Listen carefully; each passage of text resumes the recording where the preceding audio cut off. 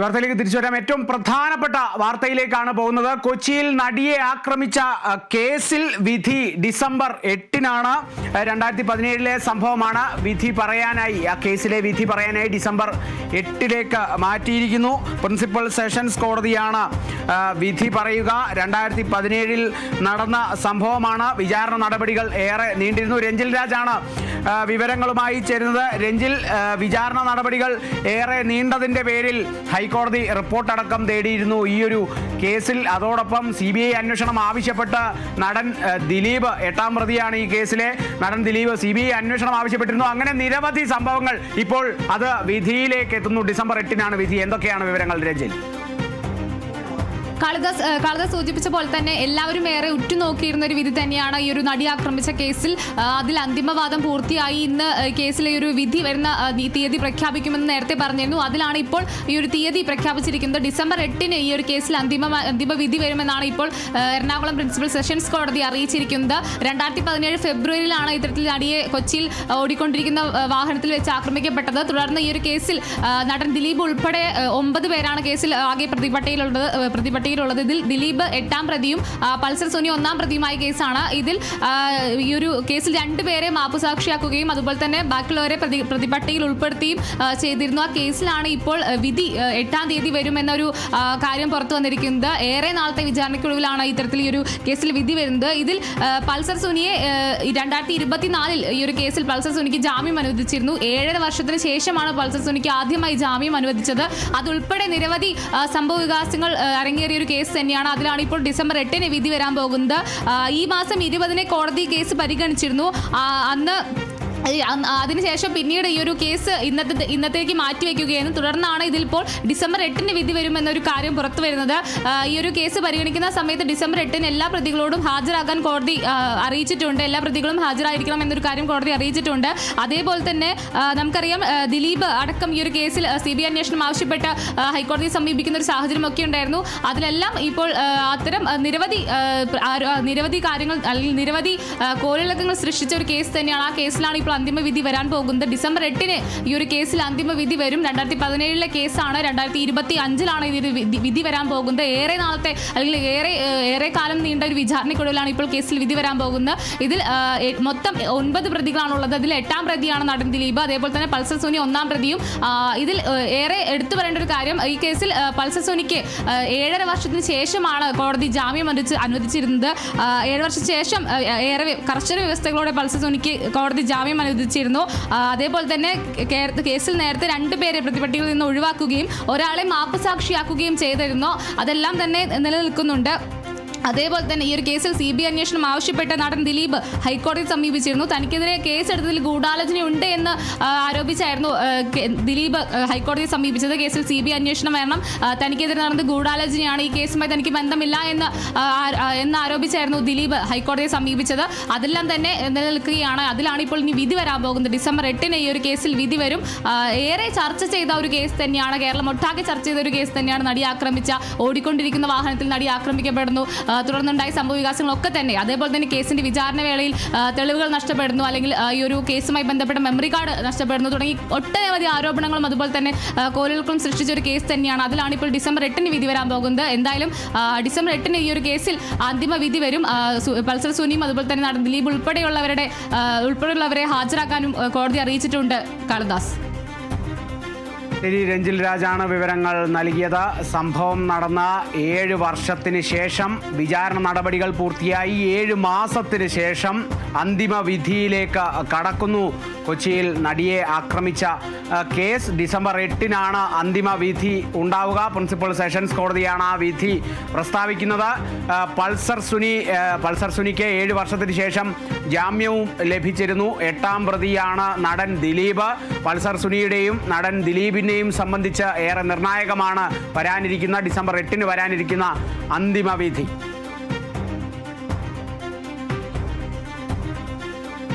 ഇനി രഞ്ജിൽ രാജ് കൂടുതൽ വിവരങ്ങൾ നൽകാനായി തന്നെ നമ്മൾക്കൊപ്പമുണ്ട്.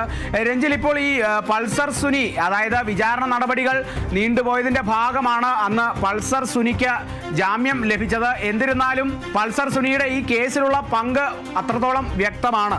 അതുകൊണ്ട് വിധി എത്തരത്തിൽ വന്നാലും അത്ഭുതപ്പെടാനില്ല, അല്ലേ രഞ്ജിൽ? തീർച്ചയായും കാളിദാസ് സൂചിപ്പിച്ച പോലെ തന്നെ പൾസർ സുനിയുടെ ഈ ഒരു കേസിലുള്ള ബന്ധം, അല്ലെങ്കിൽ പൾസർ സുനിക്കുള്ള ഒരു കേസുമായി ബന്ധപ്പെട്ട് പ്രതിയാണ് പ്രധാന പ്രതിയാണെങ്കിൽ ഒന്നാം പ്രതിയാണെന്ന കാര്യത്തിൽ ഒട്ടും സംശയമില്ല. അതുകൊണ്ട് തന്നെയാണ് ഈ ഒരു കേസിൽ 2017 നടന്ന കേസിൽ ഏറെ നാളത്തെ വിചാരണയ്ക്ക് ശേഷം 7 വർഷത്തിന് ശേഷമാണ് പൾസർ സുനിക്ക് ജാമ്യം അനുവദിച്ചത്. അതും കർശന വ്യവസ്ഥകളോടെയാണ് കോടതി ജാമ്യം അനുവദിച്ചത്. അതേപോലെ തന്നെ സാക്ഷികളെ സ്വാധീനിക്കരുത്, അല്ലെങ്കിൽ പൾസർ സുനി ഈ ഒരു ജാമ്യം അനുവദിച്ച സമയത്തും കോടതിയോട് ആവശ്യപ്പെട്ട് തനിക്ക് പ്രൊട്ടക്ഷൻ വേണം, തനിക്ക് വധഭീഷണി ഉണ്ട് എന്ന തരത്തിൽ ഒരു കാര്യമൊക്കെ തന്നെ മുന്നോട്ട് വെച്ചിരുന്നു. അതിന്റെ പശ്ചാത്തലത്തിൽ പൾസർ സുനിക്കും ഏറെ കർശന വ്യവസ്ഥയോടെ, അല്ലെങ്കിൽ കേസിലെ മറ്റു പ്രതികളുമായി യാതൊരുവിധ കോണ്ടാക്റ്റും പാടില്ല എന്ന തരത്തിലൊക്കെ തന്നെ കോടതി പരാമർശിച്ചിരുന്നു. അതിനൊക്കെ ശേഷമാണ് പൾസർ സുനിക്ക് ഇപ്പോൾ ജാമ്യം അനുവദിച്ചിരിക്കുന്നത്. നിലവിൽ പൾസർ സുനി ജാമ്യത്തിലാണ്. ഈ ഒരു കേസിൽ എന്തായാലും വിധി വന്നു കഴിഞ്ഞാൽ പൾസർ സുനിയുടെ പങ്കിന്റെ കാര്യത്തിൽ യാതൊരുവിധ സംശയവുമില്ല, ഒന്നാം പ്രതിയാണ്. മറ്റു പ്രതികളുടെ കാര്യത്തിൽ, അല്ലെങ്കിൽ മറ്റു പ്രതികൾക്ക് എത്തരത്തിലുള്ള ശിക്ഷയായിരിക്കും നൽകുക അല്ലെങ്കിൽ കിട്ടുക എന്ന കാര്യത്തിൽ മാത്രമാണ് ഇനി വിധി അറിയേണ്ടത്. കേസിൽ നമുക്കറിയാം ദിലീപിന്റെ പേര് പ്രതിപട്ടികയിൽ 8ാം സ്ഥാനത്താണുള്ളത്. 9 പ്രതികളാണ് മൊത്തമുള്ളത്. അതുകൊണ്ട് തന്നെ ഈ ഒരു മറ്റ് പ്രതികളും പൾസർ സുനിയും തമ്മിൽ ബന്ധപ്പെടാൻ പാടില്ല, അല്ലെങ്കിൽ ജാമ്യത്തിൽ പുറത്തിറങ്ങിയ ശേഷം മറ്റു പ്രതികളെ കാണാൻ പാടില്ല എന്ന ഒരു കാര്യമൊക്കെ തന്നെ പുറത്തു വന്നിരുന്നു. അതിൻ്റെ ഒക്കെ തന്നെ വ്യവസ്ഥയിലാണെങ്കിൽ അതിൻ്റെ ഒക്കെ തന്നെ അവസാനം എന്നോണം പറയാം, ഡിസംബർ 8 ഈ ഒരു വിധി വരാൻ പോകുന്നത്. 2017 കേസിൽ 2025 വിധി വരുന്നു. ഈ ഒരു വിധി എന്തായിരിക്കുമെന്ന് തന്നെയാണ് ഏവരും ഒറ്റുനോക്കുന്നത്. 7.5 വർഷത്തിന് ശേഷമാണ് ഈ ഒരു വിധി എന്നുള്ളതും എടുത്തു പറയേണ്ട ഒരു കാര്യം തന്നെയാണ്.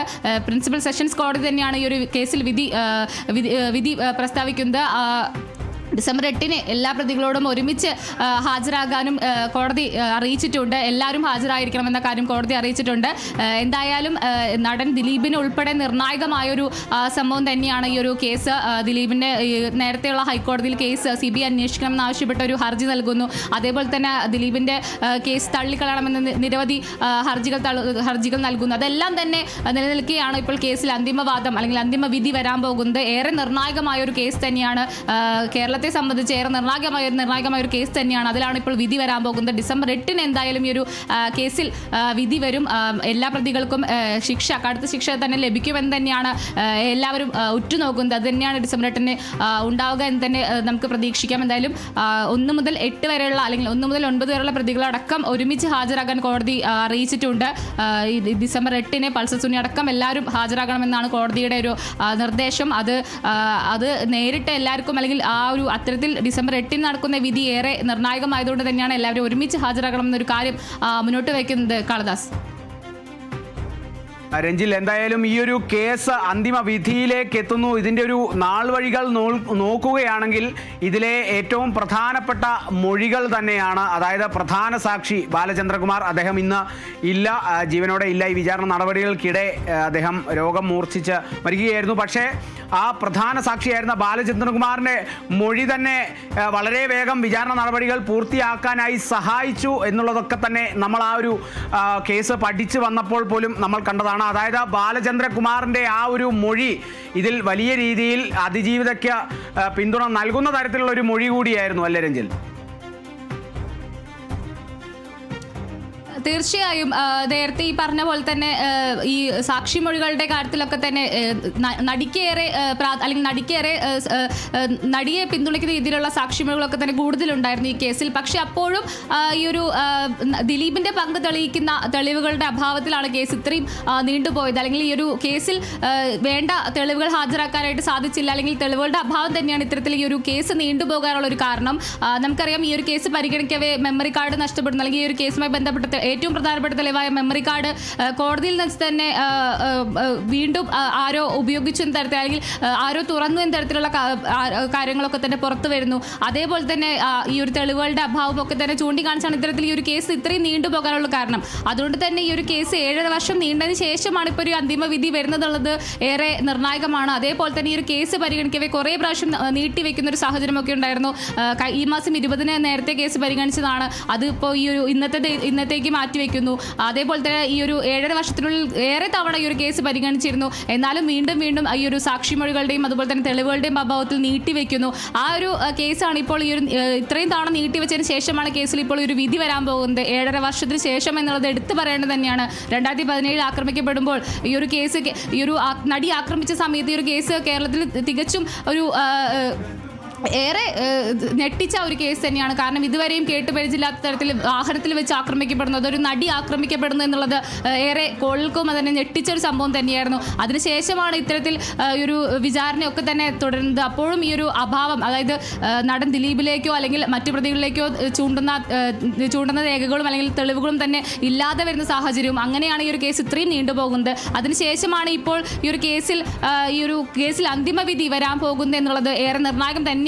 എന്തായാലും ഡിസംബർ 8-ന് വിധി വരും എന്നുള്ളത് നടൻ ദിലീപ് ഉൾപ്പെടെയുള്ളവർക്ക് ഏറെ നിർണായകമായ ഒരു കാര്യം തന്നെയാണ്. പക്ഷേ അതിലെടുത്ത് പറയേണ്ടത് പൾസർ സുനിയുടെ പങ്കിന്റെ കാര്യത്തിൽ ഇനി പങ്ക് നേരത്തെ തെളിയിച്ചതാണ്. അല്ലെങ്കിൽ ഈ ഒരു കേസിൽ വിധി വരുമ്പോൾ പൾസർ സുനിയുടെ കാര്യത്തിൽ എന്ത് ശിക്ഷയാകുമെന്ന് മാത്രം അറിഞ്ഞാൽ മതി.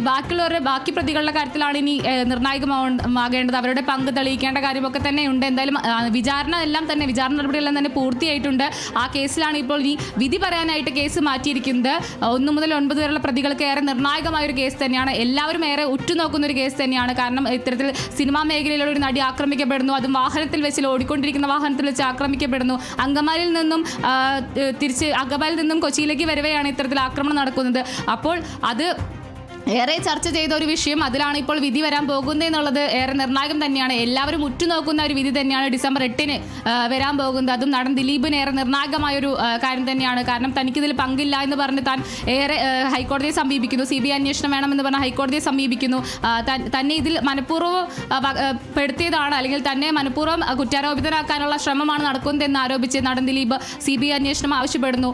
പക്ഷെ അതൊക്കെ തന്നെ നിൽക്കുമ്പോഴും ഇപ്പോൾ അന്തിമ വിചാരണ പൂർത്തിയായി കേസിൽ വിധി പറയാൻ പോകുന്നു എന്നുള്ളത് ദിലീപിന് ഉൾപ്പെടെ ഏറെ നിർണായകമായ ഒരു കാര്യം തന്നെയാണ് കാളിദാസ്.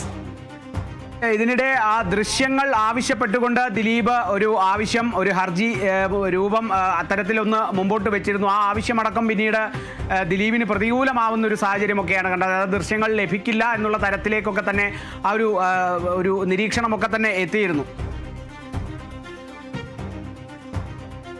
തീർച്ചയായും ഈ നേരത്തെ സൂചിപ്പിച്ച പോലെ തന്നെ ഈ ഒരു കേസുമായി ബന്ധപ്പെട്ട് ഏറെ നിർണായകമായ ഒരു തെളിവ് തന്നെയായിരുന്നു ആ ഒരു മെമ്മറി കാർഡ്. അതിൽ ദൃശ്യങ്ങൾ ഉണ്ടായിരുന്നു, നടി ആക്രമിക്കപ്പെട്ട ദൃശ്യങ്ങൾ ഉണ്ടായിരുന്നു.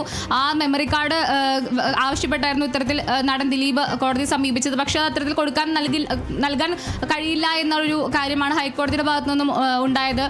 അതും ദിലീപിന് തിരിച്ചടിയായിരുന്നു. കാരണം തൻ്റെ ഭാഗം തെളിയിക്കാനുള്ള ഒരു തെളിവായിട്ട് അത് വേണം, അല്ലെങ്കിൽ തൻ്റെ ഭാഗം തെളിയിക്കാനൊരു അവസരം വേണമെന്ന് ആരോപിച്ചായിരുന്നു ഇത്തരത്തിൽ കോടതിയെ സമീപിച്ചത്. പക്ഷേ അത് കോടതിയുടെ ഭാഗത്തു നിന്ന് തിരിച്ചടി ഉണ്ടാകുന്നു.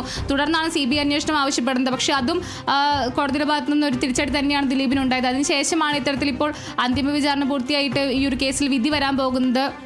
എന്തായാലും ദിലീപിൻ്റെ കാര്യത്തിൽ ഏറെ നിർണായകമായ ഒരു കേസ് തന്നെയാണ്. 2017 തുടങ്ങിയ ആരോപണം, അല്ലെങ്കിൽ അത്തരത്തിൽ 2017 തുടങ്ങിയ ഒരു ആരോപണം അല്ലെങ്കിൽ കോളിളക്കം തന്നെയാണ് ഈ ഒരു കേസ്.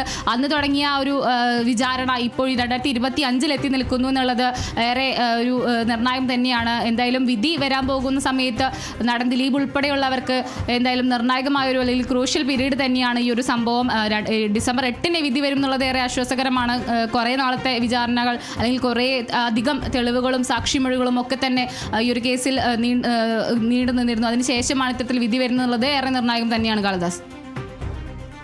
ശരി, അതുതന്നെയാണ് നടിയെ ആക്രമിച്ച കേസിൽ അന്തിമ വിധിയിലേക്ക് അടുക്കുന്നു. ഡിസംബർ 8-നാണ് അന്തിമ വിധി വരിക. 2017-ൽ നടന്ന സംഭവമാണ്. സാക്ഷി വിസ്താരമടക്കം ഏറെ നിർണായകവും ആയതാണ്. ആ സാക്ഷി വിസ്താരത്തിൽ സാക്ഷിയായി, പ്രധാന സാക്ഷികളിൽ ഒരാളായി ഇന്നിപ്പോൾ നമ്മൾക്കൊപ്പമില്ല. അന്തരിച്ച പി.ടി. തോമസ് MLA അടക്കമുണ്ടായിരുന്നു. പി.ടി. തോമസ് MLAയുടെ ആ ഒരു സാക്ഷി വിസ്താരവും ഒക്കെ തന്നെ നിർണായകമായിരുന്നു അല്ലേ രഞ്ജിൽ? നിരവധി പ്രമുഖർ ഉൾപ്പെട്ട അല്ലെങ്കിൽ അവരുടെ സാക്ഷിമൊഴികൾ അടക്കം രേഖപ്പെടുത്തിയ ഒരു സംഭവം, ഒരു കേസ് കൂടിയാണ്.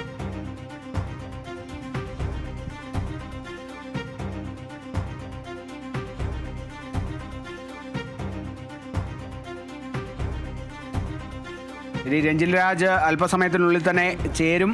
നിരവധി സാക്ഷിമൊഴികൾ, സാക്ഷി വിസ്താരങ്ങൾ, കുറേയേറെ തെളിവുകൾ. രഞ്ജിൽ, ഈ ഒരു സംഭവത്തിൽ പി.ടി. തോമസ് ഈ ഒരു നടിയെ ആക്രമണത്തിന് ശേഷം, അതായത് ആക്രമിക്കപ്പെട്ട ദിവസം തന്നെ പി.ടി. തോമസ്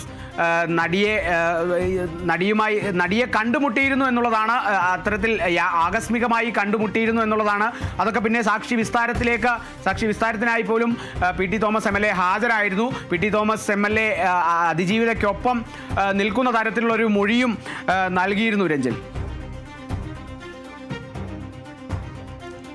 തീർച്ചയായും കാളിദാസ്, ഈ ഒരു കേസിന്റെ ഒരു ഹിസ്റ്ററി എടുക്കുകയാണെങ്കിൽ ഈ ഒരു കേസ് 2017 ഈ ഒരു നടി അങ്കമാലിയിൽ നിന്ന് പുറപ്പെട്ട സമയത്ത് തന്നെ ഈ ഒരു നടി സഞ്ചരിച്ച വാഹനത്തിന് പിറകിൽ വന്ന് ഈ ഒരു അക്രമികൾ അല്ലെങ്കിൽ ഈ ഒരു പ്രതികളുടെ ഞാൻ രഞ്ജിലേക്ക് തിരിച്ചെത്താം. ഇപ്പോൾ നമ്മളോടൊപ്പം ഉമാ തോമസ് MLA ചേരുന്നു. ശ്രീമതി ഉമാ തോമസ് MLA ഇപ്പോൾ നിലവിൽ അന്തിമ വിധിയിലേക്ക് കടക്കുന്നു.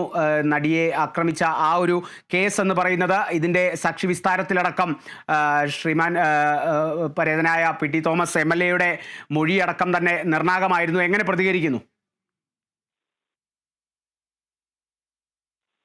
ഹലോ, ഉമ്മ തോമസ് MLA കേൾക്കുന്നുണ്ടോ? കേൾക്കുന്നുണ്ട്. ഞാൻ ചോദ്യം ഒന്നും കൂടി ആവർത്തിക്കാം. ഇപ്പോൾ നടിയെ ആക്രമിച്ച കേസ് അന്തിമ വിധിയിലേക്ക് എത്തിയിരിക്കുകയാണ്. അപ്പോൾ ഈ നടിയെ ആക്രമിക്കപ്പെട്ട ആ ഒരു ദിവസം പി.ടി. തോമസ് MLAയുടെ സഹായം അടക്കം നടിക്ക് ലഭിച്ചിരുന്നു. സാക്ഷി വിസ്താരത്തിൽ പോലും പി.ടി. തോമസ് MLA കൃത്യമായി ഹാജരായി, കൃത്യമായി മൊഴി നൽകി.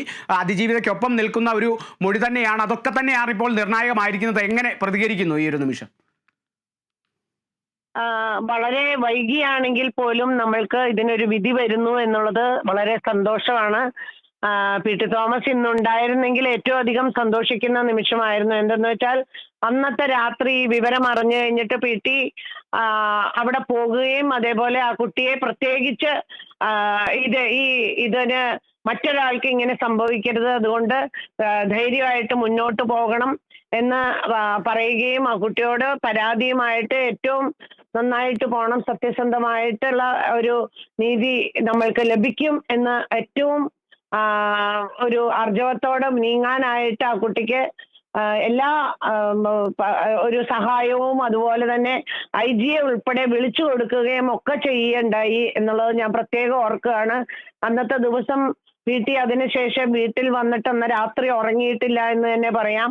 സ്വന്തം മകൾക്ക് സംഭവിച്ച ഒരു അപകടം എന്നുള്ള രീതിയിലായിരുന്നു പി.ടി. അന്ന് ഇവിടെ വലിയധികം വിഷമത്തിലായിരുന്നു എന്നുള്ളത് ഞാൻ പ്രത്യേകം ഓർക്കുന്നു. അടുത്ത ദിവസം രാവിലെ തന്നെ ആലപ്പുഴയിൽ പോയിട്ട് നമ്മളുടെ രമേശ് ചെന്നിത്തല അവിടെ നയിക്കുന്ന ഒരു ഉപവാസത്തിന്റെ സമയത്താണ് ഈ വിവരം അവിടെ പറയുകയും അതുപോലെ തന്നെ ഇത് പുറത്തു വരികയും ചെയ്തത് എന്ന് ഞാൻ ഓർക്കുന്നു. ഒരുപക്ഷെ ഇവര് പി.ടി.യെ പോലെ ഒരാൾ ഇടപെട്ടില്ലെങ്കിൽ ഈ വിഷയം ചിലപ്പോൾ ജനം അറിയില്ലായിരിക്കും, കേരളക്കാരെ അറിയില്ലായിരിക്കും എന്ന് ഞാൻ വിചാരിക്കുന്നുണ്ട്. എന്ന് പറഞ്ഞ് എല്ലാവരെയും ഞാൻ അങ്ങനെയാണെന്ന് പറയുന്നില്ല. പക്ഷേ പി.ടിക്ക് അതേ ചെയ്യാനാവുള്ളൂ, പി.ടി അതേ ചെയ്യുള്ളൂ എന്നുള്ളത് ഉത്തമ ബോധ്യമുണ്ട്. പി.ടി നീതിക്ക് വേണ്ടി എന്നും നിലനിൽക്കുന്ന ഒരാളാണ് എന്നുള്ളത് കൊണ്ട് തന്നെ പി.ടി ഒരുപക്ഷെ വലിയ സന്തോഷത്തോടു കൂടി അന്നുണ്ടായിരുന്നെങ്കിൽ ഈ വിധി കേൾക്കുമ്പോൾ സന്തുഷ്ടനായിരുന്നേനെ എന്ന് ഞാൻ വിശ്വസിക്കുന്നുണ്ട്. ശ്രീമതി ഉമാ തോമസ് MLA, എന്തായാലും പ്രതികൾ കുറ്റം ചെയ്തിട്ടുണ്ടെങ്കിൽ അവർക്ക് തക്കതായ ശിക്ഷ ലഭിക്കും.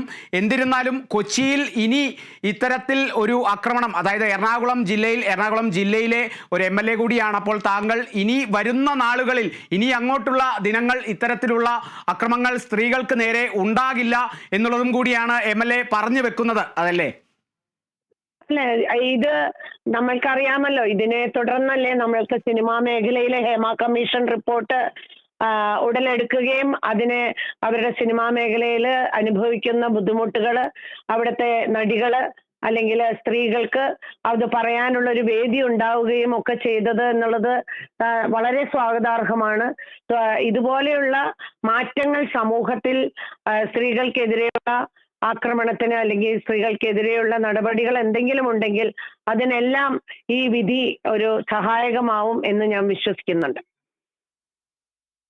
വളരെയധികം നന്ദി ശ്രീമതി ഉമാ തോമസ് MLA ഈ ഒരു നിമിഷം പ്രതികരിച്ചതിൽ.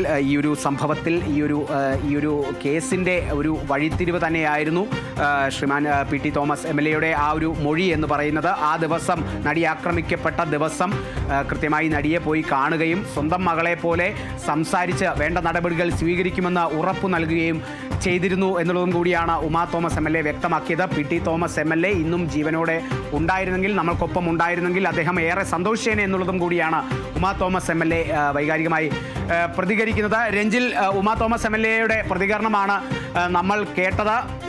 ഏറെ സന്തോഷകരമാണ് ഈ ഒരു വിധിയിലേക്ക് 7.5 വർഷം കഴിഞ്ഞെങ്കിലും വിധിയിലേക്ക് എത്തുന്നു, അന്തിമ വിധിയിലേക്ക് എത്തുന്നു എന്നുള്ളത് തന്നെയാണ് ഏറെ സന്തോഷകരം. നടിക്ക് നീതി കിട്ടുന്നു എന്നുള്ളത് തന്നെ ഏറെ സന്തോഷം എന്നുള്ളതാണ് ഉമാ തോമസ് MLA പ്രതികരിക്കുന്നത്. രഞ്ജിൽ. തീർച്ചയായും കാളിദാസ് നേരത്തെ സൂചിപ്പിച്ച പോലെ തന്നെ നമ്മൾ ഈ ഒരു കേസിന്റെ നാൾവഴികൾ പരിശോധിച്ച് കഴിഞ്ഞാൽ ഈ ഒരു കേസ് 2017 നടക്കുന്ന സമയത്ത് അങ്കമാലിയിലേക്ക് പുറപ്പെട്ട നടിയുടെ വാഹനത്തിന് പിന്നാലെ വന്ന ഈ ഒരു അക്രമികളുടെ വാഹനം ഇടിക്കുന്നു. തുടർന്നുണ്ടായ ഒരു പ്രകോപനം അല്ലെങ്കിൽ തുടർന്നുണ്ടായ പ്രകോപനത്തിലാണ് നടിയെ ഈ ഒരു ഇവരുടെ വാഹനത്തിലേക്ക് കയറ്റി ഇത്തരത്തിൽ ആക്രമിക്കുന്ന ഒരു സംഭവം ഉണ്ടായത്. തുടർന്ന് ഈ ഒരു നടി ഈ ഒരു കാര്യം പുറത്ത് പറയാനായിട്ട് ഏറെ സന്നദ്ധത കാണിച്ചത് ഈ ഒരു PT തോമസിന്റെ ഇടപെടലിലൂടെ തന്നെയാണ്. കാരണം PT തോമസ് MLA കൂടി രംഗത്ത് വന്നപ്പോഴാണ് ഈ നടി ഇത്തരത്തിൽ ഈ ഒരു കാര്യം തുറന്നു പറയാനുള്ള സന്നദ്ധത കാണിച്ചത്. അങ്ങനെയാണ് ഒരു കേസ് പുറം ലോകം അറിയുന്നതും. ഈ ഒരു കേസിൽ ദിലീപിന്റെ പങ്ക് നേരത്തെ തന്നെ, അല്ലെങ്കിൽ കേസ് ഉണ്ടായ സമയത്ത് തന്നെ ദിലീപിന്റെ പങ്ക് നിരവധി പേർ ഉന്നയിച്ചിരുന്നു. കാരണം നടിയോടുള്ള ദിലീപിന്റെ വ്യക്തിവൈരാഗ്യം ആ ഒരു കാര്യം ചൂണ്ടിക്കാട്ടിയായിരുന്നു ഇത്തരത്തിൽ നിരവധി പേർ ഈ ഒരു കേസിൽ ദിലീപിന്റെ പങ്ക് എടുത്തു പറഞ്ഞിരുന്നത്. പക്ഷേ അപ്പോഴൊക്കെ തന്നെ ഈ ഒരു പങ്ക് നിഷേധിക്കുന്ന ഒരു സാഹചര്യമായിരുന്നു ദിലീപിന്റെ ഭാഗത്തു നിന്നും ഉണ്ടായത്. പക്ഷേ ഈ ഒരു കേസിൽ ഒന്നാം പ്രതിയായ പൾസർ സുനിക്ക് കൊട്ടേഷൻ കൊടുത്തതാണ് എന്ന തരത്തിലായിരുന്നു ആദ്യം കേസ് വന്നിരുന്നത്. ഇത്തരത്തിൽ പണം അപഹരിക്കാൻ അല്ലെങ്കിൽ പണം അപഹരിക്കുന്നതിന് വേണ്ടിയുള്ള ഒരു കൊട്ടേഷൻ ആയിരുന്നു എന്നൊരു കാര്യമായിരുന്നു ആദ്യം പുറത്തു വന്നിരുന്നത്. പക്ഷേ ഈ ഒരു ആക്രമണത്തിന്റെ ദൃശ്യങ്ങൾ പൾസർ സുനി ദിലീപിന് അയച്ചു കൊടുത്തിരുന്നു എന്ന ഒരു വെളിപ്പെടുത്തൽ അല്ലെങ്കിൽ ആ ഒരു കണ്ടെത്തലാണ് ദിലീപിലേക്ക് ഈ ഒരു കേസ് എത്തുന്നത്. പക്ഷേ അപ്പോഴും ഈ ഒരു കേസിൽ ഈ ഒരു പ്രധാന തെളിവായ ഒരു മൊബൈൽ ഫോൺ, അതായത് ഈ ഒരു ദൃശ്യങ്ങൾ പകർത്തിയ മൊബൈൽ ഫോൺ കണ്ടെത്താനായിട്ട് ഇപ്പോഴും പോലീസിന് സാധിച്ചിട്ടില്ല. ഈ ഒരു മൊബൈൽ ഫോൺ ഗോശ്രീ പാലത്തിൽ നിന്നും താഴേക്ക് എറിഞ്ഞു എന്നാണ് സുനിയുടെ ഒരു മൊഴി, പൾസർ സുനി നൽകിയ മൊഴി. പക്ഷേ അപ്പോഴും ഈ ഒരു ദൃശ്യം മൊബൈൽ ഫോൺ കളയുന്നതിന് മുമ്പ് അല്ലെങ്കിൽ മൊബൈൽ ഫോൺ നഷ്ടപ്പെടുന്നതിന് മുമ്പ് ദിലീപിന്റെ ഫോണിലേക്ക് അയച്ചു കൊടുത്തിരുന്നു എന്നല്ലെങ്കിൽ അത്തരത്തിലൊരു കണ്ടെത്തൽ പോലീസിന്റെ ഭാഗത്തും ഉണ്ടായിരുന്നു. തുടർന്നാണ് ദിലീപിനെ ഈ ഒരു കേസിൽ ഉൾപ്പെടുത്തുന്നതും ദിലീപിനെതിരെ ഗൂഢാലോചന ചുമത്തുന്നതും. എന്തായാലും പൾസർ സുനിയും ദിലീപും തമ്മിൽ ബന്ധമുണ്ട് എന്ന കാര്യത്തിൽ പോലീസിന് തെളിവ് ലഭിച്ചിരുന്നു. പൾസർ സുനിയുടെ ഫോണിൽ നിന്നും ദിലീപിന് 3 തവണ ഫോൺ കോളുകൾ പോയിരുന്നു എന്ന ഒരു തെളിവും കൂടി പോലീസിന്റെ ഭാഗത്തു നിന്നും കണ്ടെത്തിയിരുന്നു. അതിൻ്റെയൊക്കെ തന്നെ അടിസ്ഥാനത്തിലാണ് ദിലീപിന്റെ പങ്ക് ഇതിൽ വ്യക്തമാകുന്നത്. ഈ ഒരു പൾസർ സുനി എന്ന് പറയുന്നത് സിനിമാ മേഖലയിലെ ഒട്ടനവധി പേരുടെ ഡ്രൈവറായി നേരത്തെ ജോലി നോക്കിയിരുന്ന ആ ഒരു വ്യക്തി തന്നെയായിരുന്നു. ക്രിമിനൽ ബാക്ക്ഗ്രൗണ്ട് ഓൾറെഡി ഉള്ള ഒരു വ്യക്തി തന്നെയാണ് ഈ ഒരു പൾസർ സുനി. അത്തരത്തിൽ നോക്കുകയാണെങ്കിൽ സുനിയുടെ പങ്ക് അല്ലെങ്കിൽ സുനിക്ക് ഈ ഒരു കേസുമായി ബന്ധപ്പെട്ട് ആരാണ് കൊട്ടേഷൻ കൊടുത്തത് എന്ന്, അല്ലെങ്കിൽ ഇത്തരത്തിലൊരു കേസിന്റെ പിറകിലെ കാര്യം എന്ത് എന്ന കാര്യത്തിലായിരുന്നു ആദ്യം തന്നെ അന്വേഷണം പോയത്. അത് നീണ്ടു നിന്ന് അല്ലെങ്കിൽ ആ ഒരു അന്വേഷണം എത്തിയത് ദിലീപിലേക്ക് തന്നെയാണ്. ആ ദിലീപിലെ കേസ് ആദ്യം തന്നെ കേസിൽ 1 മുതൽ 12 പ്രതികളായിരുന്നു ഉണ്ടായിരുന്നത്. അതിലാണ് 2 പേരെ മാപ്പുസാക്ഷികളാക്കിയതും അതേപോലെ തന്നെ മറ്റുള്ളവരുടെ പേരിൽ ഈ ഒരു കേസ് എടുത്തതും. അതിൽ 1 മുതൽ 8 വരെയുള്ള പ്രതികളുടെ പേരിൽ ഗൂഢാലോചനയ്ക്കും അതുപോലെ തന്നെ ആക്രമണത്തിനും കേസ് എടുത്തിട്ടുണ്ട്. അതേപോലെ തന്നെ ഈ രദിലീപിന്റെ പേരിൽ ഗൂഢാലോചനയ്ക്കാണ് കേസ് എടുത്തിരിക്കുന്നത്. 375 പേജുള്ള കുറ്റപത്രത്തിലെ 385 സാക്ഷികളെയാണ് ഇത്തരത്തിൽ വിസ്തരിച്ചത്. അതിൽ 12 പേർ രഹസ്യമൊഴി നൽകിയവരാണ്. ഇതിൻ്റെയൊക്കെ തന്നെ അടിസ്ഥാനത്തിലാണ് ഈ ഒരു കേസിൽ വിധി വരാൻ പോകുന്നത് എന്നുള്ളത് ഏറെ നിർണായകമാണ്. കേസിൽ വിചാരണ നീണ്ടുപോകാനുള്ള പ്രധാന കാരണം ദിലീപിന്റെ ഒരു ഇടപെടൽ തന്നെയാണ്. കാരണം തനിക്കിതിൽ ബന്ധമില്ല, തന്നെ മനഃപൂർവ്വം ഈ ഒരു കേസിൽ വലിച്ചിഴയ്ക്കുന്നു, തന്നെ കുറ്റാരോപിതനാക്കാനുള്ള ശ്രമമാണ് നടക്കുന്നത് എന്ന് ചൂണ്ടിക്കാട്ടിക്കൊണ്ട് ഹൈക്കോടതിയിലും സുപ്രീം കോടതിയിലും ഒക്കെ തന്നെ ഹർജികൾ സമർപ്പിച്ചതിന്റെ അടിസ്ഥാനത്തിലാണ് ഈ ഒരു കേസ് ഏറെ നീണ്ടുപോകാനുള്ള ഒരു കാര്യം. അതിനുശേഷം തന്നെയാണ് ഈ ഒരു കേസിൽ ഇപ്പോൾ വിധി വരാൻ പോകുന്നത്. നേരത്തെ ഉമാ തോമസ് MLA സൂചിപ്പിച്ച പോലെ തന്നെ നിരവധി പേർ ഈ ഒരു കേസിൽ വിധി വരാൻ പോകുന്നു എന്നുള്ളത് ഏറെ സന്തോഷകരമായി കാണുന്ന ഒരു കാര്യം തന്നെയാണ്. കാരണം ഏറെ കോലുകൾക്കും സൃഷ്ടിച്ച ഒരു കേസ്, നടി ആക്രമിക്കപ്പെട്ട് ഇത്തരത്തിലൊരു പെൺകുട്ടി ആക്രമിക്കപ്പെടുന്നു, നടി നടി എന്നതിലുപരി ഒരു പെൺകുട്ടി ആക്രമിക്കപ്പെടുന്നു എന്നുള്ളത്, അതും ഓടിക്കൊണ്ടിരിക്കുന്ന വാഹനത്തിൽ യാതൊരുവിധ പ്രകോപനം ഒന്നും തന്നെ ഇല്ലാതെ ആക്രമിക്കപ്പെടുന്നു എന്നുള്ളത് ഏറെ ഞെട്ടിക്കുന്ന ഒരു സംഭവം തന്നെയാണ്. അതിലിപ്പോൾ വിധി വരാൻ പോകുന്നു എന്നുള്ളത്, അല്ലെങ്കിൽ ഈ ഒരു നടിക്ക് അനുകൂലമായൊരു വിധി വരാൻ പോകുന്നു എന്നുള്ള കാര്യത്തിൽ ഏറെ സന്തോഷകരമായ ഒരു കാര്യം തന്നെയാണ്. അത്തരത്തിൽ തന്നെയാണ് എല്ലാവരും ഉറ്റുനോക്കുന്നത്. ഇനി ഒരിക്കലും ആർക്കും ഇത്തരത്തിലൊരു അവസ്ഥ ഉണ്ടാകരുത് എന്ന് തന്നെയാണ് വിചാരണ വേളയിലൊക്കെ തന്നെ അതിജീവിത മാധ്യമങ്ങൾക്ക് നൽകിയ ഒരു മറുപടി. കാരണം ഇത്തരത്തിൽ ആർക്കും ഉണ്ടാകരുത് ഈ ഒരു കാര്യം എന്നുള്ളത് തന്നെയാണ് അതിജീവിതയും നൽകുന്നത്. അത്തരത്തിൽ നോക്കുകയാണെങ്കിൽ ഏറെ സന്തോഷകരമായ ഒരു വിധി തന്നെയാണ് ഇനിയിപ്പോൾ വരാൻ പോകുന്നത്. ഇതിൽ പ്രതികൾക്കെതിരെ എന്ത് ശിക്ഷ വന്നാലും അത് ഏറെ സന്തോഷകരമായി തന്നെ എല്ലാവരും ഒറ്റുനോക്കുമെന്ന കാര്യത്തിൽ യാതൊരു സംശയമില്ല. എന്തായാലും അതിലാണ് ഇപ്പോൾ ഡിസംബർ 8 ഈ ഒരു വിധി വരാൻ പോകുന്നത്. കാളിദാസ്, എന്തായാലും രഞ്ജിൽ, ഈ ഒരു ഘട്ടത്തിലൊക്കെ, അതായത് ഈ വിചാരണ നടപടികളുടെ ആ ഒരു സമയത്ത് പൾസർ സുനിയുടെ ഒരു വെളിപ്പെടുത്തലുണ്ടായിരുന്നു, മറ്റൊരു മാധ്യമത്തിനോട് പറഞ്ഞു തരുന്നതാണ്. അത് ആ ഓഡിയോ സന്ദേശമൊക്കെ പുറത്തു വന്നിരുന്നതാണ്. കാരണം ദിലീപ് തനിക്ക് കൊട്ടേഷൻ നൽകിയതാണ്, 1.5 കോടി രൂപയുടെ കൊട്ടേഷൻ ആയിരുന്നു, അതിൽ 80 ലക്ഷമേ തന്നിട്ടുള്ളൂ എന്നുള്ള തരത്തിലൊക്കെ ഒരു വെളിപ്പെടുത്തലൊക്കെ വന്നിട്ടുണ്ട്. അതൊക്കെ വലിയ രീതിയിൽ അവസാന ഘട്ടത്തിലേക്കാണെങ്കിലും അതൊക്കെ ഈ നടൻ ദിലീപിനെതിരെ പോലും അതൊരു വലിയൊരു ആരോപണമായിരുന്നു അല്ലേ രഞ്ജിൽ? തീർച്ചയായും. കാരണം ഈ ഒരു കേസിന്റെ തുടക്കത്തിൽ തന്നെ, അല്ലെങ്കിൽ ഇത്തരത്തിലൊരു കേസ് വിചാരണ നടക്കുമ്പോൾ തന്നെ പൾസർ സുനിയുടെ ഒരു സാക്ഷി, പൾസർ സുനിയുടെ ഒരു കുറ്റസമ്മതം അല്ലെങ്കിൽ മൊഴി എന്ന് പറയുന്നത് ഇത്തരത്തിൽ കൊട്ടേഷൻ നൽകിയതാണ് എന്ന ഒരു കാര്യം സുനി സമ്മതിച്ചിരുന്നു. പക്ഷെ അപ്പോഴും ഈ ഒരു നേരത്തെ പറഞ്ഞ പോലെ തന്നെ ഇത്തരത്തിൽ പൈസ വാഗ്ദാനം ചെയ്തിരുന്നു, അതിൽ പകുതിയെ തന്നിട്ടുള്ളൂ എന്ന കാര്യത്തിൽ സുനിയുടെ ഭാഗത്തുനിന്ന് മൊഴി ഉണ്ടായിരുന്നു. പക്ഷേ അവസാനം ഈ ഒരു കേസിന്റെ അവസാന വേള എത്തിയ സമയത്ത് തനിക്ക് സംരക്ഷണം വേണം, അല്ലെങ്കിൽ തനിക്ക് പുറത്തിറങ്ങി അല്ലെങ്കിൽ ജാമ്യത്തിൽ ഇറങ്ങിയാൽ തന്നെ വരുത്താൻ സാധ്യതയുണ്ട് എന്ന് പറഞ്ഞ് തനിക്ക് സംരക്ഷണം വേണം എന്നൊരു കാര്യം പൾസർ സുനി കോടതിയെ അറിയിച്ചിരുന്നു. അത്തരത്തിൽ തൻ്റെ ജീവന് ആപത്തുണ്ട് എന്ന കാര്യത്തിൽ സുനി ഒരു കാര്യം, അല്ലെങ്കിൽ അത്തരത്തിലൊരു കാര്യം കോടതിയെ അറിയിച്ചിരുന്നു. അതിൻ്റെ അടിസ്ഥാനത്തിലാണ് ജാമ്യ വ്യവസ്ഥ അനുവദിച്ചത്. അതായത് പൾസർ സുനിയും മറ്റ് സാക്ഷികളോ അല്ലെങ്കിൽ കേസിലെ മറ്റ് പ്രതികളോ ആയിട്ട് യാതൊരുവിധ ബന്ധവും പാടില്ല, അല്ലെങ്കിൽ പ്രതികളെ കാണാൻ പാടില്ല, അത്തരത്തിൽ തൻ്റെ മൊഴിയുമായി അല്ലെങ്കിൽ മൊഴിയെ സ്വാധീനിക്കുന്ന തരത്തിലൊന്നും തന്നെ പാടില്ല എന്നൊരു കാര്യം മുന്നോട്ട് വെച്ചാണ് പൾസർ സുനിക്ക് ഇത്തരത്തിൽ ജാമ്യം അനുവദിച്ചത്. അതിലാണ് ഇപ്പോൾ തീർച്ചയായും പ്രധാനമായും ഇതിൽ ഏറെ നിർണായകമാകാൻ പോകുന്ന ആ ഒരു ദൃശ്യങ്ങൾ തന്നെയാണ്. നടി ആക്രമിക്കപ്പെട്ട സമയത്ത് എടുത്ത ഒരു ദൃശ്യങ്ങൾ തന്നെയാണ് ഇതിൽ ഏറെ നിർണായകമായ ഒരു തെളിവ് എന്ന് പറയുന്നത്. അത് തന്നെയാണ് ഈ ഒരു കേസിലെ പൾസർ സുനിയുടെയും മറ്റു പ്രതികളുടെയും പങ്ക് തെളിയിക്കുന്ന ഒരു കാര്യം. അതാണ് ഇതിൽ കേസിൽ ഏറെ